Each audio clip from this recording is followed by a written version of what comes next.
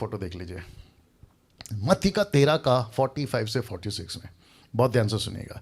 लिखा है, स्वर्ग का राज्य एक व्यापारी के समान है जो अच्छे मोतियों के खोज में था, और जब उसे एक बहुमूल्य मोती मिला तो उसने जाकर अपना सब कुछ बेच डाला और उसे मोल लिया। ये किसकी भाषा है? ये यीशु की भाषा है। ये किसकी भाषा है? ये बाइबल की भाषा है। ये क्या समझाना चाह रहा है? परमेश्वर इंपॉर्टेंट समझाना चाह रहा है। परमेश्वर के राज्य की कीमत बता रहा है। कह रहा है कि जब तुमको परमेश्वर का राज्य मिलता है ना, तो वो पर्ल्स के समान है, मोतियों के समान है। आपको बाकी सब बेचना पड़े ना, देखो लिखा है ना, उसने सब कुछ बेच दिया। जक्कई ने क्या किया? सब कुछ दे दिया। इसको ऐसे गिनना है आपको। परमेश्वर, जीसस क्राइस्ट, मुझे अभी बीच में किसी ने, नहीं आज इनफैक्ट मुझे किसी ने कॉल किया और बोला कि पास्टर डैनियल प्रार्थना करो। मैंने बोला क्या कर रहे हैं? कहता है कि मुझे बहुत दर्द होता है बॉडी में, मुझे झटके आते हैं। शायद हो सकता है मेरा वीडियो देखेगा वो। बात करते करते मैंने उसको एक बात पूछा। मैंने कहा कि आपके जीवन में कुछ ऐसी आदत हैं जो आप लेके चलते हैं? तो उसने कहा कि यस। मैंने बोला क्या? वो कहता है मैं 20 साल से गुटखा खा रहा हूं। 20 साल से गुटखा खा रहा हूं। मैंने उसको कहा मैं आपके लिए प्रार्थना नहीं कर सकता। बोला क्यों?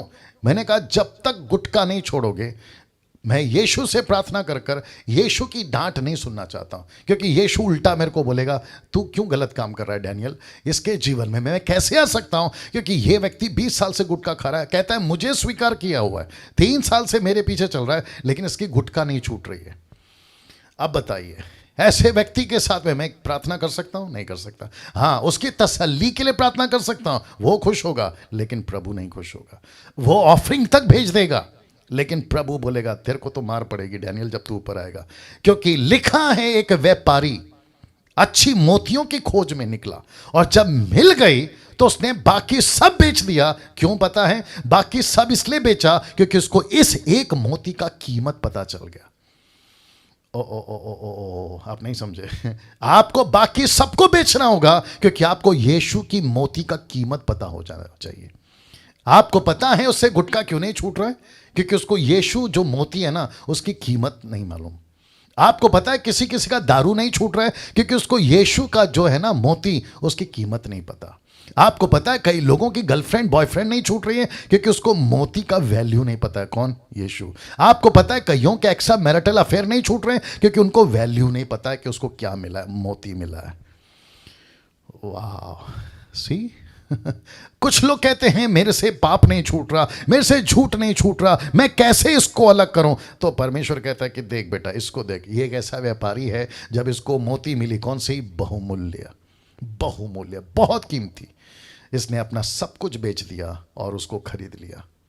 सी, क्या ऐसा लाइफ, क्या ऐसी भाषा, ऐसी टीचिंग कौन देता है?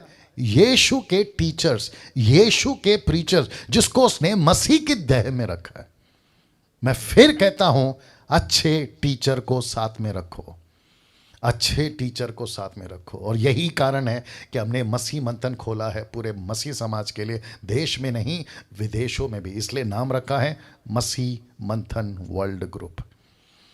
आपका मैं वेलकम करता हूं। अगर आपको हम मसीह मंथन वाले, आपको यीशु की तरह सही शिक्षा देने वाले, पौलुस की तरह सही शिक्षा देने वाले, पतरस की तरह सही शिक्षा देने वाले लग रहे हैं, आपका स्वागत है। आइए हमसे जुड़िए और मिलकर मसीह की देह को तैयार करेंगे। या ना